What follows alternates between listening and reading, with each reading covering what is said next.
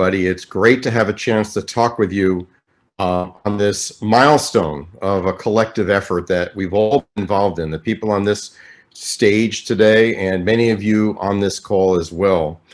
As Miguel indicated, I was sent off on a journey, and that was to look at the question of governance through the fresh eyes, not as a homelessness expert, but the action team and the committee connected me with a wonderful core of people who really are homelessness experts, and it just snowballed. One sent me to the next, and then to the next, and then to the next.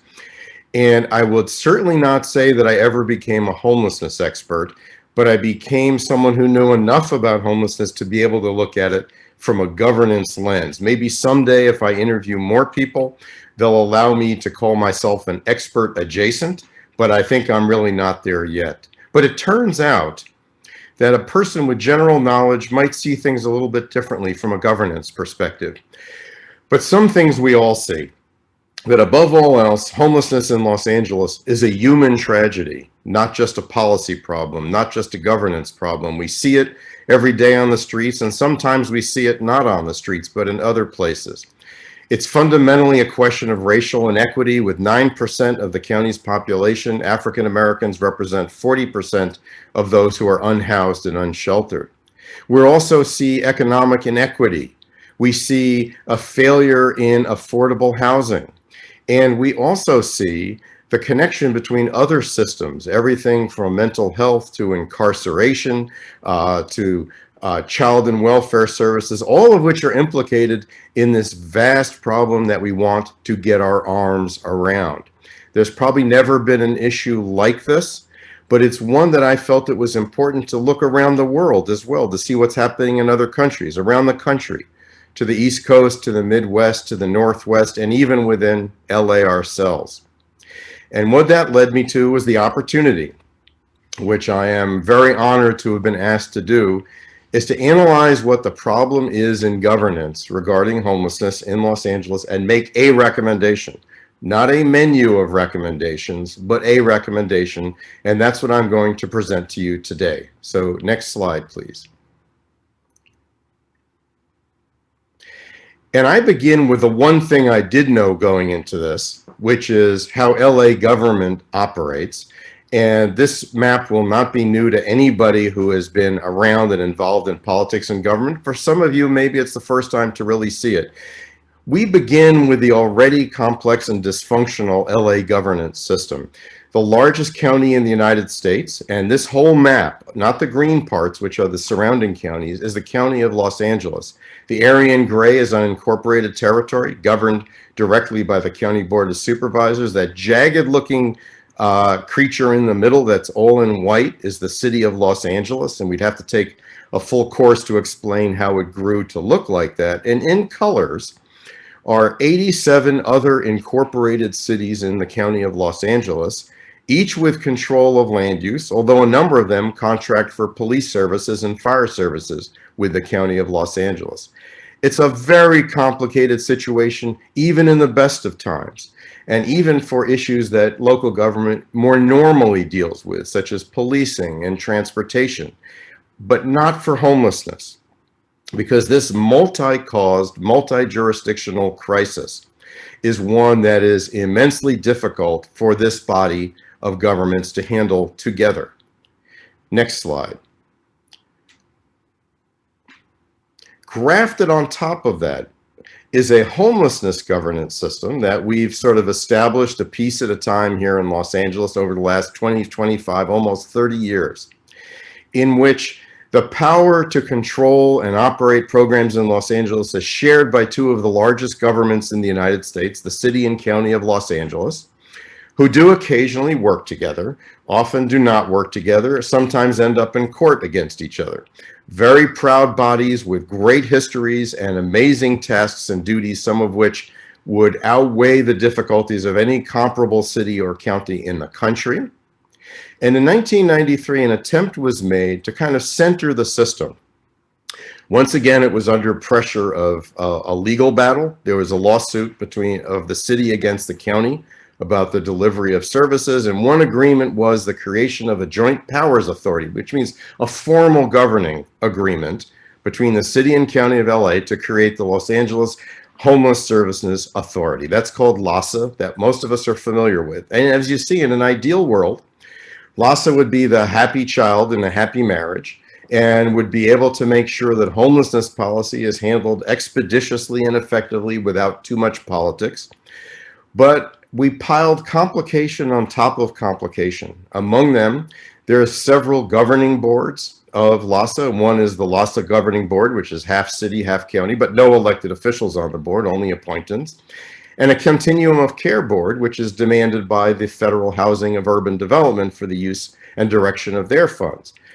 Underneath that, there's a series of advisory boards, and that by itself creates a severe problem. LAHSA has to deliver services and outreach and in other areas, as well as balance the demands of the city and the county.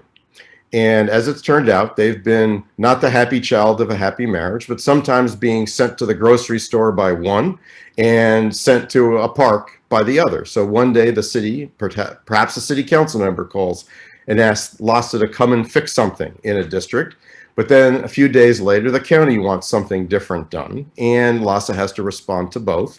And then recently, as you know, the federal judge, in a very dramatic series of steps, called on the city and county to take certain actions that may require LAHSA to go and do those things. But what's been never able to carry out for poor LAHSA, as hard as they've worked, is the centering, coordinating role, which is the missing piece of homelessness policy in LA. Next slide, please. Right now, there's a lot of people talking about governance reform, and that's a very exciting time for this project because there's so much of it in the air. LAHSA itself has done a very fine study of their organization, although they did conclude that the best thing for them would be a broader regional approach to which they could connect themselves. The county staff presented to the Board of Supervisors that and a number of other recommendations. The City Council's Chief Legislative Analyst, the CLA, just came out with a very interesting report. The San Gabriel Valley Council of Governments wrote a white paper about the relationship between the other cities, the 87 cities, and the county effort. The city controller has done audits. The United Way of Greater LA has a new and intriguing plan for a regional housing authority. And most visibly, Judge Carter has called on and tried to work with the city and county on a set of things that he believes should be done immediately in Skid Row. What they all have in common, though, is they are different from our approach, which is about the overall system as a whole. And we don't pretend to have the ability, these other studies do, to fix the specific areas they're working in. And for that, they should be given a great deal of credit and support. But ours is a little different. Next slide, please. If there's one rule about governance reform, it is this: always solve a problem. Don't start with the reform you want and then find a problem for which it fits. That is the fundamental, near fatal error of many governance reforms. It's why very often the same reform gets recommended in every city and county in the country as if it's the answer to all things. And especially if we're talking about LA, this has to be customized for us. So I went into this with a certain view in my journey, that if we could just solve these 6 problems, all would be well. Lack of city-county collaboration, lack of leadership, lack of coordination, lack of data, lack of money, and although I've had trouble finding a lack term for 6, fix the existing governance organizations, and all would be well. And I actually thought when I started that what I'd be proposing is a solution to those problems. And as it turned out, the more people I talked to and the more I filtered it through my governance eye, I decided these were not the fundamental problems in need of solution. And if we spent our time this, it would be going down a rat hole. And we'd be going off in a place that would leave us no better than we were before, but probably just a little bit angrier. So next slide. What I found was quite different. I found that city-county collaboration is not enough, because there's more required than the city and county. There's 87 other cities. There's LA Metro, where there are homeless people on the trains. There's the LAUSD, where there are students who are unhoused. There are also no reason based on history to think that a formal city-county collaboration will settle everything, even between the city and county. Sometimes it's done under duress, such as a court order, sometimes under public pressure. The shelf life of a formal collaboration may not be very long, and it doesn't turn out to be the place where we should hang our hats. Plus, it will take years. You got to get all the lawyers in, and you got to figure out top to bottom how to do it. Secondly, not only are we not lacking leadership, we're swamped with leadership. Everybody's a leader. We have every day leadership coming from every corner of LA County. Some days it'll be an elected official. Some day it'll be the head of an organization. Some day it'll be a writer, sometimes an editor of a paper. And because of the absence of a central focus for the system, the incentives for everybody to lead, including a federal judge who, feeling a sense of desperation about the system, is coming in with some very strong proposals. But that doesn't add up to collective leadership. In fact, it adds up to a great deal of confusion. We're not short of coordination. We've got tons of coordination. So many people I talked to said, oh, I know somebody at the county. I can work this out. We've been getting together on this for years. And I say, that's great. What about when they retire? And the phone call gets very quiet all of a sudden. These are rubber bands and hoses under the engine of a car that are not really putting the car in a direction, but just barely keeping it running. By the way, we're not short of data. We're swamped with data. It's just maybe not the right data, because the data is being gathered in completely different places with different methodologies. And the best data doesn't have a place to go where decisions are being made. But most of all, our data has to be about outcomes. At the end of the day, it has to be about outcomes. And that we don't have right now, because we don't have a mission and a plan. We do need more money. That's not a phony lack. But the money we have has to be aligned to the mission that we're going to propose has to be created. And with all the state money and federal money coming in, they're going to want to see that LA knows where it's going. They want to see a battle plan and a path, not a set of individual proposals from the county, the city, the LASA, from COGS, from the school district and Metro. And finally, while we support the efforts to fix all the organizations involved in homelessness, that's a very roundabout way to get to where we need to go. It's not the shortest distance between 2 points, which is a straight line. What really has to happen is these existing organizations have to be aligned to a North Star, a mission, and a goal. Then their work will get better, at least in homelessness. And if it doesn't get better in everything else and it doesn't hold us back in homelessness, who cares? The important thing is that they've got to be working in a path that we're going to help devise. Next slide. And so I have proposed the world's simplest organization. This is not a bureaucracy. I wouldn't even call it an agency or a department. It's a freestanding organization called the Center. Okay, it's not the world's most exciting idea. I had a worse one before, which was the Entity, which reminded me of movies I'm way too scared to watch.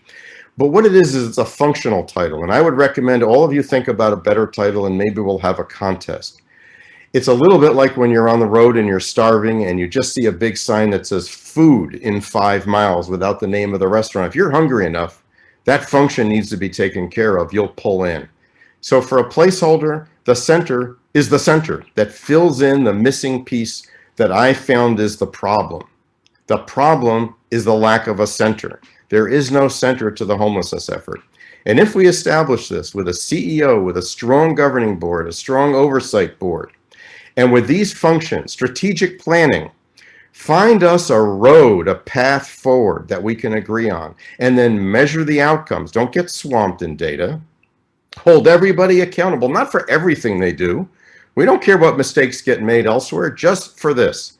And if they can't help us because of a problem in a law or regulation, we'll go to bat for them. We'll go to Washington, we'll go to Sacramento with a policy and intergovernmental relations team, and we commit to a communication strategy which has bad news as well as good news. It'll be the thermometer of what's actually going on this mission. The lack of this mission is the equivalent if on D-Day we had landed all of our troops successfully at great cost in Normandy, and everybody got up on the mountains, on the hills, and said, where are we headed now? And said, I don't know, where are we headed now? What if there was no path to Berlin? Well, some captains would head to Rome, some would head to Belgium, others would try to help out the Russians on another front, and guess what? We would never get to Berlin. That's what we're missing. We don't have it. And that has to be in the center, not aligned, not part of the city, not part of the county, not owned or operated by anybody, but for its own purpose for the whole community. Next slide. And this body would be directed by a very powerful governing board and partnered with a very powerful oversight board, not an advisory board, an oversight board, and a true governing board. And this basically is a mix and match of a bunch of things. It's got a little bit of LA Metro. It's got a little bit of the collective impact model that people like the Balmer Group have had great success with. It's got a little bit of Seattle. It's got a little bit of the Bay Area Regional Action Plan. And you can see all these in the full report, but it's customized for us here in LA. And the number one thing is, while we can't rely on the city, county to run everything together and make it all work, they must be at the head table. They are the principal governments in this region, and their leadership is critically important. And so on the governing board, only 7 members, meant to be very powerful. Essentially ex officio, the mayor of the city of LA and the chair of the LA County Board of Supervisors. But given that the mayor will continue over a period of years, the chair may want to have a single supervisor, whether the chair or another, to serve in that role continually, even though that position rotates on the Board of Supervisors. The chair of the Oversight Board, the CEO both serve on this board, and we were going to ask the governor's office to declare a representative of the governor on the board, not to run it, not to have the state take it over, which isn't going to happen and we don't need, but to keep an eye on how they can help and to see what we are doing. And non-LA city governments would be represented because they're an important part of this process. There's a lot going on in a number of those communities, and they should be part of the conversation. The Oversight Board, a powerhouse board as well, but really thinking about all the great leaders we have in the community, it would be some that we know, but some we don't know, some who haven't been on boards before, but are coming, emerging leaders. Philanthropy, business, and labor have to be a big part of this. The public school system, the community of lived experience and lived expertise, including youth. University and government researchers. I've been a researcher most of my adult life, and there's nothing more frustrating than starting a project that you think has an impact and not having a place to take it that can carry it out. This center, we expect to be a magnet for the best work, not just being done at our great universities, but in universities and research centers around the country who I guarantee would love nothing more than to help LA turn this around. And leaders of civic, provider, and faith-based organizations. And I especially say we need to remember the faith-based organizations and what an important part of this process they are. Next slide, please. Before I tell you, and we're near the end of the presentation, what the entity does not do, let me tell you what I also believe this is. On one of the calls we had the other day, one of our very important stakeholders was listening to it, and he said, "You really also mean this to be the moral center of the system." And that goes back to the very beginning of my presentation, which is this isn't just a policy problem. This isn't just a governance issue. This is a moral issue. And what we can do in this center is bring all of our moral authority, not just the people on the boards, but all of us in the community, to bring our moral weight to bear, to create a magnetic force that from the center doesn't become a black hole, drawing things to the center for nothing to happen, but a place where energy is created and produced to really bring about change. And let me tell you then what the as you can see, I still kept the word entity because I kind of like entity, even though we're never going to call it the entity, does not do. We're not going to get on a mission of fixing every organization, but we're going to try to be a center that helps all those who are trying to fix those agencies and organizations, especially fixing them to be aligned with the mission and the goals that are put forward by the center. We're not going to spend 2 years getting all the lawyers together and creating a new city-county superstructure through a new joint powers agreement. Seattle has just gone through that process successfully, but it took longer time than we've got. We need to do this now. This is the urgency of now. We have to start now. We're not going to get into a battle about taking away the powers of this and that, but we will say we'll hold you accountable if you're going to keep exercising powers the way you are. And it's not helping the mission, we're going to let you know that, and we're going to let the public know that.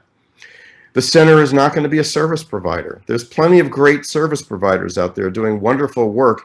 It is not up to us to try to jump in and become another player in that world. It's not for us. And most of all, I know everybody thinks everything new is a bureaucracy. This is not a bureaucracy. This is about the leanest thing you'll ever see. This is going to be a lean, mean, adaptable, flexible, small, strategic place that can really make sure we are headed on a battle plan in the right direction. Next slide. And where I finish, and then I just have a quick overall thought for you. The number one goal for me today is, as I finish this stage of my journey, is to think about where the journey goes next, which will not be in my hands, it'll be in your hands, and the leaders and the community as a whole. And the most important thing is to take advantage of this moment. This moment isn't going to last forever. We've got a window of federal money that could run out very quickly, depending on what happens in politics in Washington. We have a state government that is ready to help with a lot of resources. We have a lot of people feeling desperate frustration, which aligned with hope can be quite a powerful combination. And so it is time to build stakeholder and community support, which we've been doing and are doing most dramatically today. We're going to present it to the Board of Supervisors in a public meeting, to the Homelessness Committee and the City Council in LA, and wherever else we get that opportunity. Identify some funding, get a place to hang our hat, where hopefully there's a place with a sign that says food nearby, because we're going to be very hungry. Hire a CEO and core staff and get up and running. As I finish this journey, I just want to close with something that builds on the question about what happened on D-Day if we hadn't had a road to Berlin. I started this project thinking I was going to end this journey by designing a glorious battleship or a destroyer that could rain fire on everything and everybody that was keeping the homelessness crisis from being addressed. I think many of us have had that dream and that thought. I really believe that was where it was going to be, and that we would break some champagne on it and we would head on to victory. But we never would have had a path to Berlin if we hadn't solved the problem right in front of us. That was the hardest problem of all, which is how to get our troops from those destroyers and battleships onto the beaches at Normandy. Because there was no technique to do that. They were too far away, and even when they launched weapons, it didn't dislodge the German defenders. But a very eccentric engineer named A.J. Higgins picked out his boat that he had been designing for years and borrowed a little bit of this and a little from that. And he created something with no name, a very technical name, and people just finally called it the Higgins boat. And it turned out to be a landing craft that had an opening that would allow our troops to get to shore. And that solved the problem in front of us. It was an ugly duckling. If you looked at it, you wouldn't crack champagne on it. But I swear, I think this idea is a Higgins boat. It doesn't look like a battleship, a destroyer. We're not going to crack champagne, but it's smack at the problem. And I'll tell you, when those troops came ashore on Normandy, that was the end of Adolf Hitler. Not because of the battleships and destroyers. The difference here, and then I'll close, is that there was an engine for the Higgins boat. The motivation that will make this work, since it can't rain fire on anybody, but maybe it can get us to shore to create a plan to get to Berlin, metaphorically, is your moral energy and your willingness to jump in and make this happen. Thank you very much for your time. I much appreciate it.